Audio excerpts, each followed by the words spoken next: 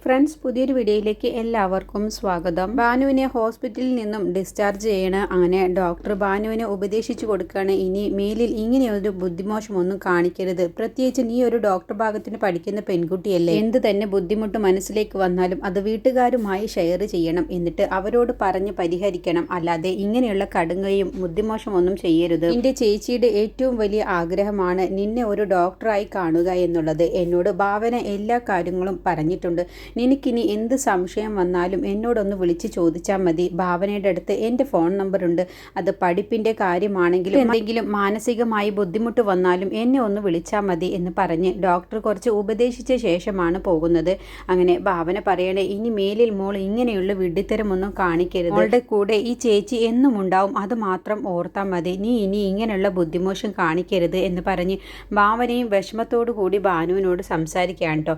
അപ്പോൾ ഗായത്രിയും ഒപ്പം ഉണ്ടാവും. അങ്ങനെ വന്ന് മരുന്ന് കുടിക്കേണ്ട കാര്യങ്ങളും ലിസ്റ്റും എല്ലാം തന്നെ അവരുടെ കയ്യിൽ കൊടുക്കേണ്ട. അങ്ങനെ ഭാനുവിൻ്റെ ഡിസ്ചാർജായി ഭാവനയും ഗായത്രിയും കൂടി വീട്ടിലേക്ക് ഭാനുവുമായിട്ട് ചെല്ലാണ്.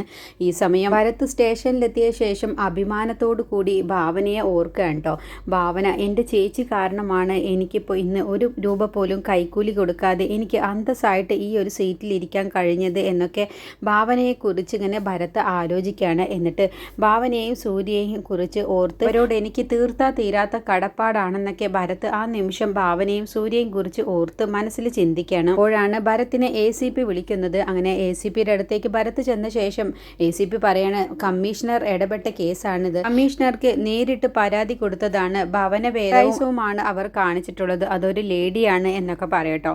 അപ്പോൾ ഭരത്തിൻ്റെ ആദ്യത്തെ അറ്റംപ്റ്റ് അല്ലേ, അതുകൊണ്ട് നമുക്ക് ഇപ്പോൾ തന്നെ ഇറങ്ങാം എന്ന് പറഞ്ഞ് ഭരത്തിനെയും കൂട്ടി ACP നേരെ അവരുടെ വീട്ടിലേക്കാണ് ചെല്ലുന്നത്.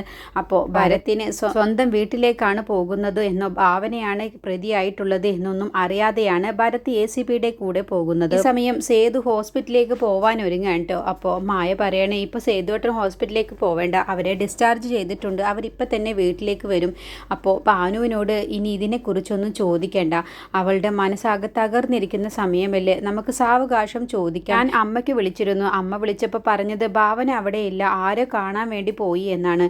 അപ്പോൾ സേതുവിനൊരു സംശയം വരാണ്, ഈ സമയത്ത് ഭാവന ആരെ കാണാൻ പോവാനാണെന്ന് ചിന്തിക്കാൻ കേട്ടോ. അപ്പോൾ മായ പറയണേ, എന്തായാലും ഭാവനയോട് നമുക്ക് എല്ലാ കാര്യങ്ങളും ചോദിച്ചറിയാം, ഭാനുവിനോട് തൽക്കാലം ഇപ്പോൾ ഒന്നും ചോദിക്കേണ്ട, ഭാനു എന്തായാലും ഭാവനയോട് എല്ലാ കാര്യവും പറഞ്ഞിട്ടുണ്ടാവും എന്നൊക്കെ പറയട്ടോ. അതുകൊണ്ട് ഇനി സേതുവേട്ടൻ എടുത്തു ചാടി ഓരോന്ന് ചെയ്യേണ്ട എന്ന് പറയുമ്പോൾ, ഇല്ല ഞാൻ ഇനി ചോദിക്കാൻ പോകുന്നില്ല എന്ന് പറയട്ടോ. അപ്പോഴാണ് അവിടേക്ക് ഭാവനയും ഭാനുവും ഗായത്രിയും കൂടി വരുന്നത്. ഭാനുവിന് ഭക്ഷണമൊക്കെ ഉണ്ട്, മായ വാരി കൊടുക്കാൻ നിൽക്കുകയാണ്. ഭാനു ആണെങ്കിലോ ക്ഷീണിച്ച് തളർന്നിട്ടുണ്ടാവും. ഭാനുവിന് ടെൻഷൻ സഹിക്കാൻ വയ്യാതെ എല്ലാവരുടെയും മുഖത്തേക്ക് നോക്കാൻ പോലും കഴിയാതെ തളർന്ന മട്ടിലാണ് ഇരിക്കുന്നത്. അപ്പോൾ ഗായത്രിയും ഭാവനയും വീണ്ടും ഭാനുവിനെ ഉപദേശിക്കുകയാണ് കേട്ടോ. മോൾ ഇനി അതിനെക്കുറിച്ച് ഓർക്കണ്ട, എന്ത് തന്നെ പ്രശ്നമുണ്ടായാലും അത് നമ്മൾ തരണം ചെയ്ത് ജീവിക്കണം, അല്ലാതെ ഇങ്ങനെയുള്ള കടുങ്കയൊന്നും ഒരിക്കലും ചെയ്തു പോവരുത് എന്ന് പറഞ്ഞ് ഭാവന ഉപദേശങ്ങളൊക്കെ കൊടുക്കുകയാണ്. ആ സമയത്താണ് അവിടേക്ക് ഭരത് ACPയുമായിട്ട് വന്നിറങ്ങുന്നത് കേട്ടോ. അപ്പോൾ ഭരത് തന്നെ അതിശയിച്ചു പോവാണ്, ഇത് എൻ്റെ വീടാണല്ലോ, എന്താ ഇവിടേക്ക് വന്നത് എന്നുള്ള ഭാവത്തിൽ. അങ്ങനെ ACPയോട് ചോദിക്കുകയാണ്, അല്ല മേഡം ഇത് എൻ്റെ വീടാണെന്ന് പറയുമ്പോൾ, ആണോ ഭരത്തിൻ്റെ വീടാണോ ഇത്? അപ്പോൾ ഭാവന ഭരത്തിൻ്റെ ആരാണെന്ന് ചോദിക്കുമ്പോൾ, എൻ്റെ ചേച്ചിയാണ്. അപ്പോൾ അവരാണ് ഇങ്ങനെ ഒരു ആക്രമണം ചെയ്തിട്ടുള്ളത്. മോഹൻദാസും കമ്മീഷണർക്ക് നേരിട്ട് പരാതി കൊടുത്തിട്ടുണ്ട്. ഭാവന വീട് കേട് ആക്രമിച്ചു, ഗുണ്ടായിസം കാണിച്ചു എന്ന് പറഞ്ഞിട്ടാണ് എന്ന് പറയുമ്പോൾ ഭരത് പറയണേ, എൻ്റെ ചേച്ചി ഒരിക്കലും അങ്ങനെ ചെയ്യില്ല എന്ന് പറയട്ടോ. അപ്പോൾ ACP പറയണേ, എന്തായാലും ഭരത്തെ നിൻ്റെ ആദ്യത്തെ അറ്റംപ്റ്റ് അല്ലേ, നീ ഡ്യൂട്ടിക്ക് ജോയിൻ ചെയ്ത ദിവസമല്ലേ, അപ്പോൾ കുടുംബ ബന്ധം എന്ന് കരുതി ഇനിയിപ്പോൾ ഡ്യൂട്ടിയിലൊന്നും തടസ്സം നിൽക്കാൻ പാടില്ല എന്ന് പറയട്ടോ. അപ്പോൾ ഭരത് തന്നെ അങ്ങ് വിഷമിക്കുകയാണ്, എന്ത് ചെയ്യും, എങ്ങനെ ഞാൻ ഇക്കാര്യം വീട്ടിൽ വന്ന് പറയും എന്നുള്ള ടെൻഷനോട് കൂടിയിട്ടാണ് കേട്ടോ നിൽക്കുന്നത്. അപ്പോൾ ACP പറയണേ, എന്തായാലും ഭരത് തന്നെ വീട്ടിൽ കയറി ഭാവനയെ അറസ്റ്റ് ചെയ്ത് കൊണ്ടുവരണം, ഞാനായിട്ട് ഇനി ഇടപെടുന്നില്ല എന്ന് പറഞ്ഞ് ACP അവിടെ തന്നെ നിൽക്കുക കേട്ടോ. എന്നിട്ട് ഭരത്തിനോട് വീട്ടിലേക്ക് കയറാൻ പറയാണ്. ആ സമയത്താണ് ACPക്ക് ഒരു കോൾ വരുന്നത്.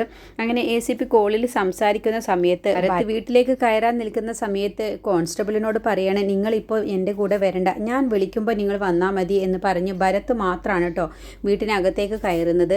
അങ്ങനെ ഭരത്തിനെ കാണുന്ന സമയത്ത് ഗായത്രിയും ഭാവനയും ഭാനുവും ആയും അരുന്ധതിയും ഭാമയും സേതു ഒക്കെ ഉണ്ടാവും. അപ്പോൾ അവർ ഭരത്തിനെ കാണുന്ന സമയത്ത് ഭാനുവിനെ ഹോസ്പിറ്റലിൽ നിന്നും ഡിസ്ചാർജ് ചെയ്ത് കൊണ്ടുവന്നതറിഞ്ഞ് ഭരത് ഭാനുവിനെ കാണാൻ വേണ്ടി വന്നിരിക്കുകയാണ് കേട്ടോ അവരെല്ലാവരും കരുതുന്നത്.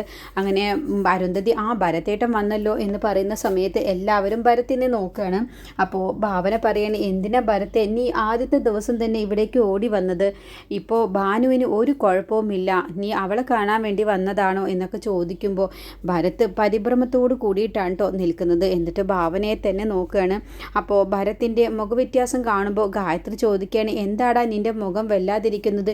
നീ ഇനി ടെൻഷൻ ആവണ്ട, ഭാനുവിനിപ്പോൾ ഒരു കുഴപ്പവുമില്ല എന്ന് പറയട്ടോ. അപ്പോഴൊക്കെ ഭരത്തിൻ്റെ മുഖം കാണുന്ന സമയത്ത് സേതുവിനും ഭാവനയ്ക്കും എല്ലാവർക്കും ഒരു സംശയം തോന്നുകയാണ്. എന്താ ഭരത്തെ, എന്താണ് പ്രശ്നം, എന്താന്ന് വെച്ച് പറഞ്ഞേക്ക് എന്ന് പറയുമ്പോൾ ഞാൻ ഇവിടെ വന്നത് എൻ്റെ ഡ്യൂട്ടിയുടെ ഭാഗമായിട്ടാണെന്ന് പറയട്ടോ. അപ്പോൾ സേതു പറയണ, അതിനെന്താ, അതൊരു നല്ല കാര്യമല്ലേ എന്നങ്ങ് ചോദിക്കാട്ടോ. പെട്ടെന്നാണ് സേതുവിന് കാര്യം പിടികിട്ടുന്നത്. ഡ്യൂട്ടിയുടെ ഭാഗം എന്ന് പറഞ്ഞ് ഇവിടേക്ക് വരണമെങ്കിൽ എന്തോ ഒരു പ്രശ്നമുണ്ടല്ലോ, എന്തായിരിക്കും എന്ന് അപ്പോഴാണ് കേട്ടോ സേതുവിന് മനസ്സിലാകുന്നത്. അങ്ങനെ സേതു ചോദിക്കാൻ, ഡ്യൂട്ടിയുടെ ഭാഗമോ, എന്താ നീ ഉദ്ദേശിച്ചത് എന്ന് ചോദിക്കുമ്പോൾ അതേ ഏട്ടാ എന്നങ്ങ് പറയാണ്. അപ്പോൾ ഭാവനയെ അതിശയിക്കാൻ കേട്ടോ, എന്താവും ഭരത് ഉദ്ദേശിക്കുന്നത് എന്നുള്ള ഭാവത്തിൽ. അങ്ങനെ എന്താണെങ്കിലും കാര്യം പറ എന്ന് ഭാവന പറയാണ്. അപ്പോൾ ചേച്ചിയെ അറസ്റ്റ് ചെയ്യാനാണ് ഞാൻ വന്നത് എന്നങ്ങ് പറഞ്ഞതോടുകൂടി ഗായത്രിക്ക് അങ്ങ് ദേഷ്യം വരിക കേട്ടോ. എടാ ദുഷ്ട, എടാ നന്ദിയില്ലാത്തവന്, നിന്നെ ഈ നിലയിൽ എത്തിച്ചത് ഇവളുടെ കഷ്ടപ്പാടാണ്. എന്നിട്ട് ആദ്യം ഡ്യൂട്ടിക്ക് കയറിയ ഉടനെ തന്നെ നിനക്ക് ഇവളെ അറസ്റ്റ് ചെയ്യണമല്ലേ എന്ന് ചോദിച്ച് ഭരത്തിൻ്റെ ഷർട്ടിൻ്റെ കോളറിൽ കയറി പിടിക്കാൻ കേട്ടോ. അപ്പോഴത്തേക്കും സേതുവിനും ദേഷ്യം വരികയാണ്. അങ്ങനെ സേതുവും ഭരത്തിനെ അങ്ങ് തള്ളി മാറ്റുകയാണ്. മര്യാദയ്ക്ക് നീ ഇവിടെ നിന്ന് ഇറങ്ങിപ്പോയിക്കോ, എന്താടാ നിൻ്റെ പത്രാസ് ഇവിടെ കാണിക്കാനാണോ വന്നത് എന്ന് ചോദിച്ച് എല്ലാവരും അങ്ങ് ദേഷ്യപ്പെടുകയാണ്. അപ്പോൾ ഭാമയും അരുന്ധതിയൊക്കെ പറയാണ്, എന്തിനാണ് ഇങ്ങനെയൊക്കെ കാണിക്കുന്നത്, ഭരതേട്ടൻ എന്തിനാ ഇങ്ങനെയൊക്കെ കാണിക്കുന്നത്? ഭരതേട്ട, എല്ലാവരുടെയും വിഷമം കണ്ടില്ലേ, ഭാവനേച്ചിയെ അറസ്റ്റ് ചെയ്യാനൊന്നും നിൽക്കണ്ട എന്ന് പറയുമ്പോൾ എനിക്കിതിൽ എന്ത് ചെയ്യാൻ കഴിയും? ആ മോഹൻദാസും ജയേഷും ചേച്ചിക്കെതിരെ പരാതി കൊടുത്തിട്ടുണ്ട് എന്നങ്ങ് പറഞ്ഞപ്പോഴാണ് കേട്ടോ അവരൊക്കെ അതിശയിക്കുക. എന്താണ് കാരണം എന്ന് ഗായത്രിയും സേതു ഒക്കെ ചോദിക്കുകയാണ്. അപ്പോൾ ഭരത് പറയണേ, ചേച്ചിക്ക് എല്ലാ കാര്യവും മനസ്സിലായിട്ടുണ്ട്, എന്തിനാണ് ഞാൻ വന്നത് എന്നുള്ളതൊക്കെ എന്ന് പറയട്ടോ. അപ്പോൾ ഭാവന ഒന്നും മിണ്ടാതെ മൗനം പാലിക്കുകയാണ്. അപ്പോൾ ഭാനു പറയാണ്, ഞാൻ കാരണമാണ് ചേച്ചിക്ക് ഇങ്ങനെ ഒരു അവസ്ഥ വന്നത്, അതുകൊണ്ട് ചേച്ചിയെ അറസ്റ്റ് ചെയ്യേണ്ട, ഞാനല്ലേ തെറ്റുകാരി, എന്നെ അറസ്റ്റ് ചെയ്തോളൂ ഭരതേട്ട എന്ന് പറഞ്ഞ് ഭാനു അവിടെ നിന്ന് എണീക്കാൻ കേട്ടോ. ഭാനു വാശിയോട് കൂടി നിൽക്കുകയാണ്, ഭാവനയെ അറസ്റ്റ് ചെയ്ത് കൊണ്ടുപോകാൻ ഞാൻ സമ്മതിക്കില്ല, ഞാൻ കാരണം എൻ്റെ ചേച്ചി ഒരിക്കലും ഈ സമയത്ത് സ്റ്റേഷനിൽ കയറാൻ ഞാൻ സമ്മതിക്കില്ല എന്ന് പറയണേ. അങ്ങനെ ഭാനു വാശിയിൽ തന്നെ നിൽക്കാൻ കേട്ടോ. അടുത്ത എപ്പിസോഡിൽ എന്ത് ചെയ്യണമെന്ന് അറിയാതെ ഭരതെല്ലാം വിഷമിച്ച് നിൽക്കുകയാണ്.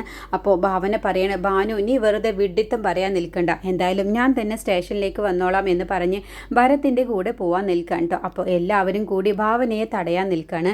അപ്പോൾ ഭാനു സമ്മതിക്കുന്നില്ല. ഭാനു പറയണേ, ഇല്ല, എൻ്റെ ചേച്ചി ഒരു തെറ്റും ചെയ്തിട്ടില്ല, ഞാൻ കാരണം ഒരിക്കലും ചേച്ചി സ്റ്റേഷനിൽ കയറാൻ പാടില്ല എന്ന് പറഞ്ഞ് ഭാനു വാശി പിടിക്കാണ്ട്. അപ്പോഴത്തേക്കും ACPയും കോൺസ്റ്റബിളൊക്കെ അകത്തേക്ക് വരികയാണ്. അപ്പോൾ ACPക്ക് ഭാവനയെ കാണുന്ന സമയത്ത് ഭാവനയാണോ എന്നങ്ങ് ചോദിക്കാൻ കേട്ടോ. ACPക്ക് ഭാവനയെ മാനസയുടെ കാര്യത്തിൽ നല്ല പരിചയമുണ്ടായിരിക്കും. അങ്ങനെ ഭാനുവിൻ്റെ പിടിവാശിക്ക് മുന്നിൽ ഭാനുവിൻ്റെ കൈ പിടിച്ച് നേരെ റൂമിലേക്ക് പോവാണ്. എന്നിട്ട് ഭാനുവിനെ മാറ്റി നിർത്തി സംസാരിക്കാൻ കേട്ടോ. ഇതിൽ നീ വാശി പിടിക്കാൻ നിൽക്കണ്ട, എനിക്കറിയാം ഈ കേസിൽ എങ്ങനെ ഊരണം എന്നുള്ളത്, വാശി പിടിക്കേണ്ട, ഞാൻ തന്നെ പോയിക്കോളാം. പിന്നെ നീ വാശി പിടിച്ച് സ്റ്റേഷനിലായി കഴിഞ്ഞാൽ എല്ലാ കാര്യങ്ങളും എല്ലാവരും അറിയും, അതൊരിക്കലും ഈ ചേച്ചി ജീവനോടെ ഉള്ളപ്പോൾ ഞാൻ സമ്മതിക്കില്ല, അതുകൊണ്ട് ഞാൻ പറയുന്നത് നീ കേട്ടാൽ മതി എന്ന് പറയട്ടോ.